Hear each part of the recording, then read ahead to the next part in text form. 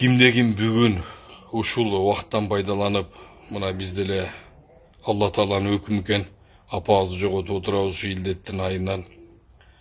Кимде ким ушул оорудан пайдаланып, элди дүрбөлөңгө салып, акча кыламын деп, анан өзүнүн саясий көз караштарыны, өзүнүн саясий целине жетем деген болсо адашасыңар. Бүгүн бизге, мамлекетке, элибизге, жерибизге тынччылык керек. Бүгүн Кудай буйруса ушул президент менен, ушул мамлекет башчы менен Кудай буйруса ушул илдетти жеңебиз. Кудай кааласа баардыгы жакшы болот деген ниеттемин. Кудай колдосун.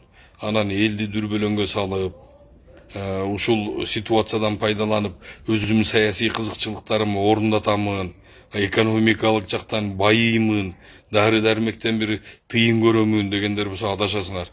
Бүгүн мен чакырып кетет элем мамлекеттик кызматкерлерди, ГКМБны, МВДны катуу иштеңиздер, трайбалисттерге каршы бүгүн саясий оюндарды өзүнүн кызыкчылыктарын коюп ушул моменттен пайдаланам дегендерди бүт баарына бөгөт коюп алып келип камаңыздар. Жестко пресекать этиңиздер. Мен ушуга чакырып кетемин. Адилет Айтикеевке окшогондорду баш кылып туруп камаңыздар. Адилет Айтикеев Америкада туруп алып туруп бизге акыл үйрөткүдөй ким ал? Ким? Медикпи, профессионалбы, же өтө эле күчтүү саясатчы болуп кеттиби? Эмне жасады мамлекет үчүн? Кана ТЭЦ боюнча убагында эмне унчукпадыңар эле?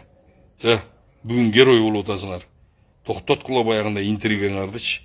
Эркек